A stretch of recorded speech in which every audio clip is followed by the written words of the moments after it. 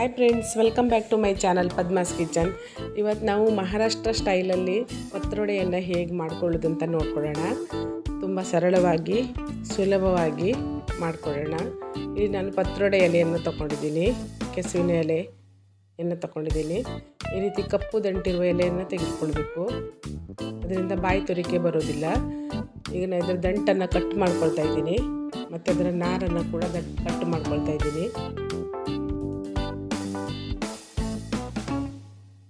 ಲಟ್ಟಣಿಗೆಂದು ಸ್ವಲ್ಪ ಲಟ್ಟಿಸ್ಕೊಳ್ತಾ ಇದ್ದೀನಿ ಫ್ಲಾಟ್ ಆಗೋದಕ್ಕೋಸ್ಕರ.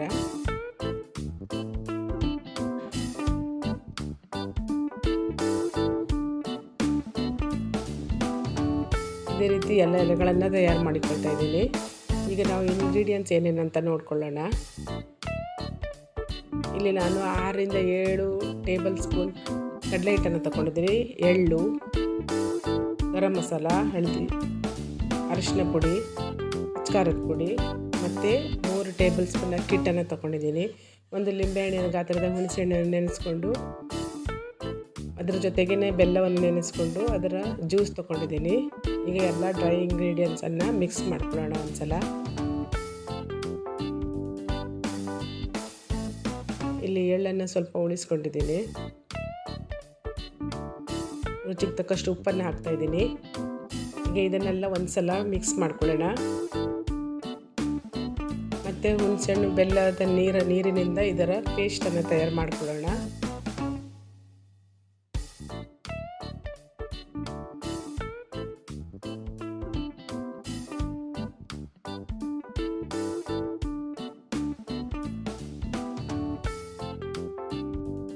ನೋಡಿ, ಈ ರೀತಿಯಾಗಿ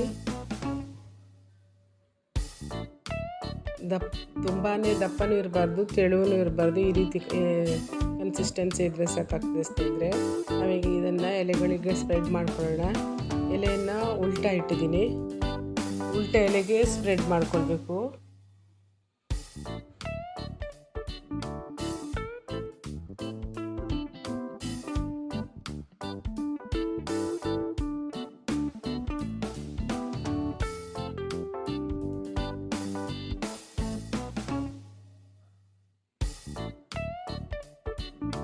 ರೀತಿಯಾಗಿ ಈಗ ಮತ್ತೊಂದು ಎಲೆಯ ತೊಟ್ಟನ್ನು ಅದರ ವಿರುದ್ಧ ದಿಕ್ಕಿಗೆ ಇಡ್ತಾ ಇದ್ದೀನಿ.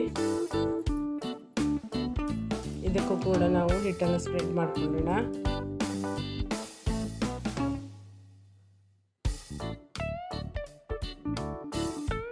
ಈಗ 3ನೇ ಎಲೆಯನ್ನು ಇಡ್ತಾ ಇದ್ದೀನಿ. ಮೊದಲು ದೊಡ್ಡ ಎಲೆಯನ್ನು ಇಟ್ಟು ಮತ್ತೆ ಸಣ್ಣ ಎಲೆಗಳನ್ನು ಇಡಬೇಕು. ಕೊನೆಯದಾಗಿ 4ನೇ ಎಲೆಯನ್ನು ಇಡ್ತಾ ಇದ್ದೀನಿ.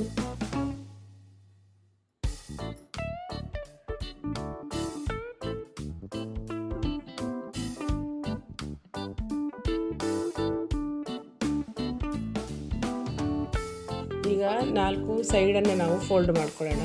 ಫೋಲ್ಡ್ ಮಾಡಿದ ಸೈಡಿಗೂ ಕೂಡ ನಾವು ಹಿಟ್ಟನ್ನು ಸೇರಿಸ್ಕೊಳ್ಳೋಣ.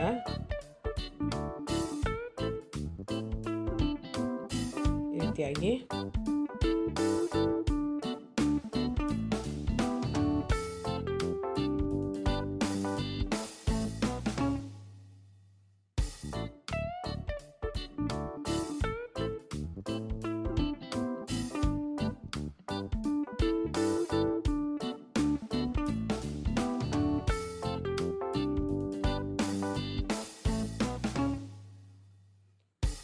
ಈಗ ಎಲ್ಲವನ್ನು ಕೂಡ ನಾವು ಫೋಲ್ಡ್ ಮಾಡ್ಕೊಳ್ಳೋಣ ಪೂರ್ತಿಯಾಗಿ.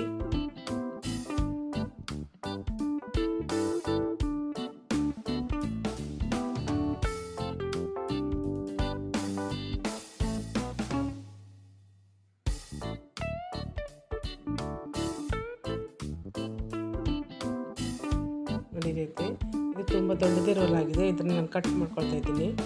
ಈಗ ಒಂದು ಜರಡಿಗೆ ಎಣ್ಣೆಯನ್ನು ಸವರಿ ಇದನ್ನು ನಾನು 15 ನಿಮಿಷ ಮಧ್ಯಮ ಉರಿಯಲ್ಲಿ ಬೇಯಿಸ್ಕೊಳ್ತಾ ಇದ್ದೀನಿ.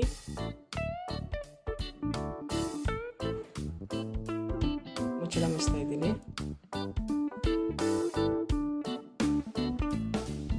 ಸ್ನೇಹಿತರೆ, 15 ನಿಮಿಷ ಆಗಿದೆ. ಅದನ್ನು ತಣ್ಣಕ್ಕೆ ಕೂಡ ಆಗಿದೆ. ನೋಡಿ, ಈ ರೀತಿಯಾಗಿ ಕಲರ್ ಬಂದಿದೆ. ಈಗ ಇದನ್ನು ಕಟ್ ಮಾಡ್ಕೊಳ್ಳೋಣ.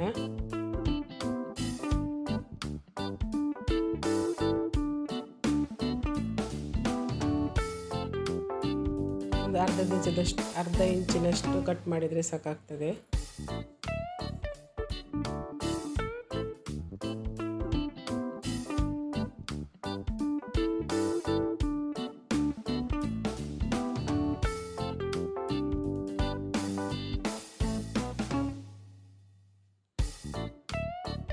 ಈಗ ನಾನು ಇದನ್ನು ಶೆಲೋ ಫ್ರೈ ಮಾಡ್ತಾ ಇದ್ದೀನಿ.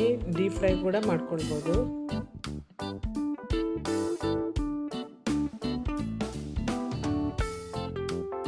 ಇದ್ರ ಮೇಲ್ಗಡೆ ಸ್ವಲ್ಪ ಎಳ್ಳನ್ನು ನಾನು ಸ್ಪ್ರೆಡ್ ಮಾಡ್ತಾ ಇದ್ದೀನಿ.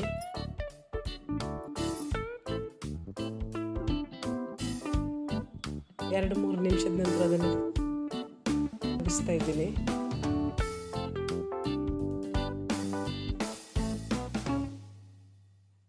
ನೋಡಿ ಸ್ನೇಹಿತರೆ, ಮತ್ತೆ ಎರಡು ಮೂರು ನಿಮಿಷದ ನಂತರ ಅದು ಚೆನ್ನಾಗಿ ಫ್ರೈ ಆಗಿದೆ. ಇದನ್ನು ನಾನು ಬಟರ್ ಪೇಪರ್ ಮೇಲೆ ಟ್ರಾನ್ಸ್ಫರ್ ಮಾಡ್ತಾ ಇದ್ದೀನಿ.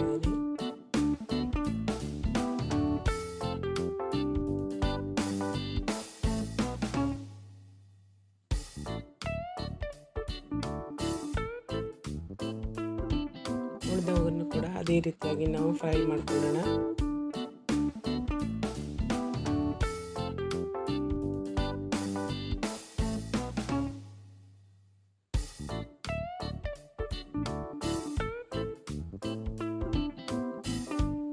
ನೋಡಿ ಸ್ನೇಹಿತರೆ, ಎಷ್ಟು ಚೆನ್ನಾಗಿ ಬಂದಿದೆ.